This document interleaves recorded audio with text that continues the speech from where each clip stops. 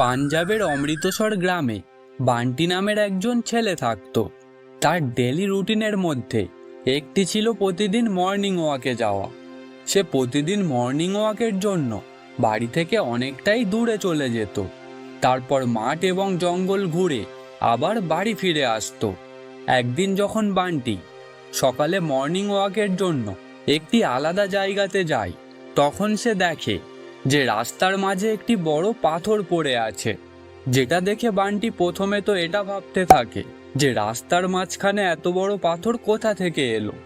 তারপর বেশি কিছু না ভেবে সে পাথরটির পাশ কাটিয়ে বাড়ির দিকে যেতে শুরু করে। যখন সে কিছুটা এগিয়ে যায়, তখন হঠাৎ সে পিছন থেকে কিছু ঠোকাঠুকির আওয়াজ শুনতে পায়। যখন সে পিছনে ঘুরে দেখে, তখন সে দেখতে পায় যে এক বয়স্ক লোক ছেনি হাতুড়ি নিয়ে ওই পাথরটিতে আঘাত করছে। বান্টির এই জিনিসটি একটু অদ্ভুত বলেই মনে হয়, কিন্তু তারপরেও সে ওই জিনিসটার উপর মাথা না ঘামিয়ে বাড়িতে ফিরে যায়। পরের দিন বান্টি যখন মর্নিং ওয়াকের জন্য বেরোয়, তখন ওই রাস্তাতেই আবার সে ওই বৃদ্ধ মানুষটিকে দেখতে পায়।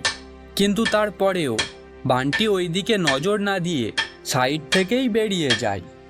কিন্তু প্রতিদিন যখন ওই বৃদ্ধ মানুষটিকে এমনটা করতে দেখে, তখন একদিন সে ওই বৃদ্ধ মানুষটিকে জিজ্ঞাসা করেই ফেলে, বাবা, আপনি প্রতিদিন এই বড় পাথরটিতে কেন হাতুড়ি মারেন? তখন ওই বৃদ্ধটি বলেন, বাবু, এই পাথরটি রাস্তার মাঝখানে অনেক বছর আগে থেকেই পড়ে আছে।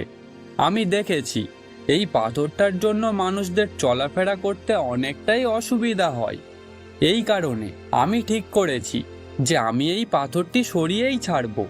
তখন বান্টি ওই বৃদ্ধকে জিজ্ঞাসা করে, আচ্ছা, আপনি এই কাজটি কতদিন ধরে করে আসছেন? তখন ওই বৃদ্ধটি বলেন যে আমি প্রায় 4 সপ্তাহ ধরে এই কাজটি করছি। এতটুকু শোনার পর বান্টি ওই পাথরটির দিকে তাকায়। এতদিন ধরে ওই পাথরটার উপর আঘাত করার পরেও তাতে কোনো রকম ফাটল বা ছিদ্র তৈরি হয়নি। এটা দেখে বান্টি ভাবে যে হয়তো এই বৃদ্ধ পাগল আর ফালতু ফালতু নিজের টাইম এবং এনার্জি এখানে নষ্ট করছে। সে এই সব ভাবতে ভাবতে বাড়ি ফিরে যায়। তার পরের দিন আবার যখন সে ওই বৃদ্ধকে পাথরটিতে আঘাত করতে দেখে, তখন সে ওই বৃদ্ধকে বলে, বাবা, যখন আপনি দেখতেই পাচ্ছেন যে এই পাথরটির কোনো পরিবর্তন হচ্ছে না, তাহলে আপনি এই পাথরটিতে হাতুড়ি মারা বন্ধ করছেন না কেন? তখন ওই বৃদ্ধটি বলেন, না বাবু, আমি এই কাজটি বন্ধ করব না, কারণ আমি জানি যে এই পাথরটি একদিন না একদিন ঠিক ভেঙে যাবে। তখন বান্টি ওই বৃদ্ধটির পাগলামি দেখে অবাক হয়ে যায় এবং রেগে গিয়ে ওখান থেকে চলে যায়। তারপর অফিসের কাজের চাপ বেড়ে যাওয়ার কারণে বান্টি কিছু সপ্তাহের জন্য মর্নিং ওয়াকে যেতে পারে না। তারপর যখন প্রায় 5 সপ্তাহ পর তার কাজের চাপ একটু কমে যায়, তখন আবার সে তার নর্মাল রুটিনে ফিরে আসে। মর্নিং ওয়াক করতে করতে বান্টি যখন আবার ওই রাস্তা থেকে যাচ্ছিল, তখন সে দেখে যে ওই বড় পাথরটি এখনো ওখানেই রয়েছে, কিন্তু এইবার সেখানে ওই বৃদ্ধটি ছিল না। বান্টি ভাবে যে হয়তো বৃদ্ধটি তার বোকামি বুঝতে পেরেছেন এবং বাড়িতেই রয়েছেন। কিন্তু তখনই সে আবার ছেনি হাতুড়ির আওয়াজ শুনতে পায়, যেটা পাথরের অন্য দিক থেকেই আসছিল। বান্টি ওই দিকে গেলে আবার ওই বৃদ্ধটিকে দেখতে পায়। বান্টি ওই বৃদ্ধটিকে বলে, কি বাবা, কেন আপনি এতদিন ধরে কষ্ট করছেন? যখন আপনি জানেন যে এতটুকু আঘাতে পাথরটার কিছুই হবে না, তাহলে আপনি কেন আপনার সময় নষ্ট করছেন? কিন্তু বৃদ্ধটি এইবার বান্টিকে কোনো জবাবই দেন না এবং নিজের কাজেই ব্যস্ত থাকেন। বান্টি তার প্রশ্নের কোনো উত্তর না পেয়ে সেখান থেকে চলে যায়। সে কিছুটা দূর এগোতেই হঠাৎ কিছু ভেঙে পড়ার শব্দ শুনতে পায়। সে পিছনে ঘোরে এবং দেখে যে ওই বড় পাথরটি ভেঙে টুকরো টুকরো হয়ে গেছে। এটা দেখে বান্টি অবাক হয়ে যায়। সে আবার ওই বৃদ্ধ মানুষটির কাছে যায় এবং তাকে জিজ্ঞাসা করে, আরে, এটা কিভাবে সম্ভব? এইবার কি আপনার কাছে অন্য কোনো হাতুড়ি ছিল, নাকি এইবার আপনি অন্য কোনো পদ্ধতি ব্যবহার করেছেন?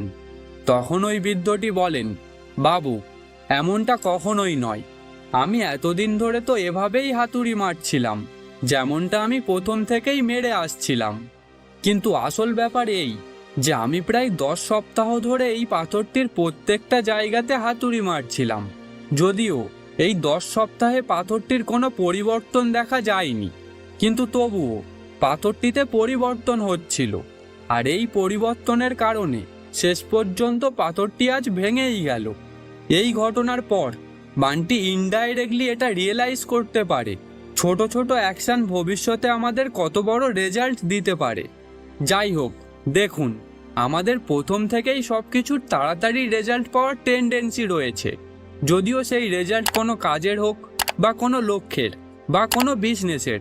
আমরা প্রত্যেকেই চাই যে যতটা তাড়াতাড়ি সম্ভব আমরা ওই কাজের রেজাল্ট পেয়ে যাই। আর এই কারণে আপনি এমন অনেক উদাহরণ পেয়ে যাবেন যে লোকেরা অনেক বড় বড় রিস্ক নিয়ে যে কোনো জায়গাতে টাকা ইনভেস্ট করে দেন, না হলে তাড়াতাড়ি বডি তৈরি করার জন্য আনহেলদি সাপ্লিমেন্ট কিংবা অ্যাস্ট্রোয়েস খেয়ে থাকেন। এমনটা কেন? শুধুমাত্র এটাই কারণ যে তারা তাড়াতাড়ি রেজাল্ট দেখতে চান, কিন্তু কোথাও না কোথাও তারা এটা ভুলে যান যে তাড়াতাড়ি পাওয়া কোনো জিনিস খুব তাড়াতাড়ি শেষ হয়ে যায়।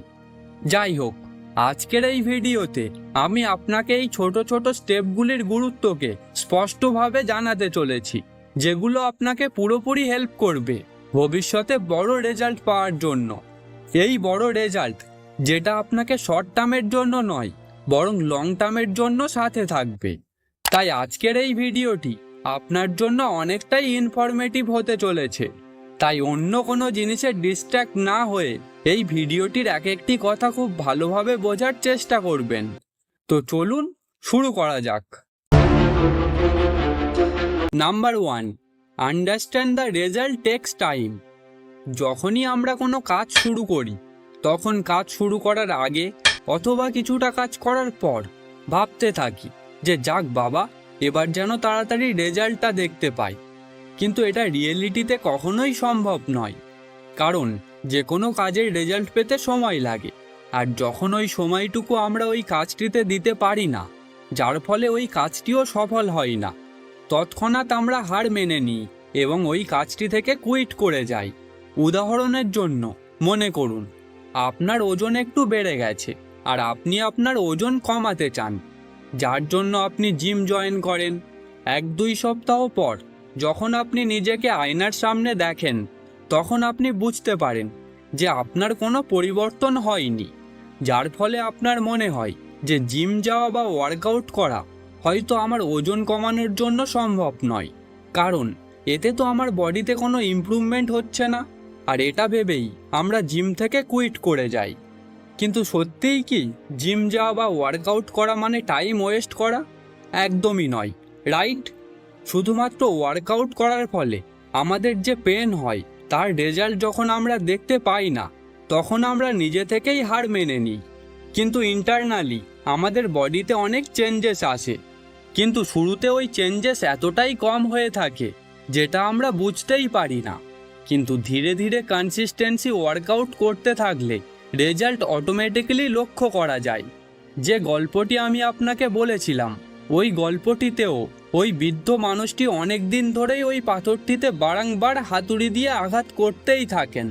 তারপরেই পাথরটিতে কিছু পরিবর্তন আসে এবং সেটা ভেঙে যায়। ঠিক তেমনই আমাদেরও এই রিয়েলিটিটি বুঝতে হবে যে কোনো অ্যাকশানের রেজাল্ট আসতে সময় লাগে। আপনি যদি সেই কাজটি কনসিস্টেন্সি করতে থাকেন, তাহলে একদিন না একদিন আপনি রেজাল্ট পেয়েই যাবেন, যেমনটা আপনি চান। Number 2, take massive action everyday. যদি কোনো ব্যক্তি কোনো গোল সেট করে থাকেন আর তারপর তিনি যদি ভাবেন যে তিনি এখানে বেশি সময় কাজ করার বদলে কাজটি তাড়াতাড়ি শেষ করে ফেলবেন, তাহলে তিনি সেখান থেকেই তার গোলকে অ্যাচিভ করতে আরও বেশি মুশকিল করে ফেলবেন।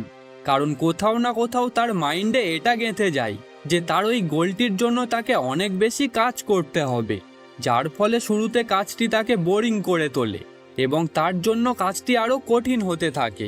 উদাহরণের জন্য মনে করুন, আপনি আপনার ইনকাম বা মান্থলি স্যালারি থেকে কিছু টাকা ফিউচারের জন্য সেভ করতে চান। এই মুহূর্তে আপনি যদি আপনার ইনকামের 60 থেকে 70% শুধুমাত্র নিজের সেভিংসের জন্য রেখে দেন, তাহলে আপনার বাকি খরচ ম্যানেজ করা অনেকটাই মুশকিল হয়ে যাবে। কিন্তু এখানে আপনি যদি আপনার ইনকামের শুধুমাত্র 5 থেকে 10% সেভিংসের জন্য রেখে দেন, তাহলে আপনার বাকি খরচ ম্যানেজ করতে কোনো সমস্যাই হবে না, আর আপনার টাকাও সেভ হতে থাকবে।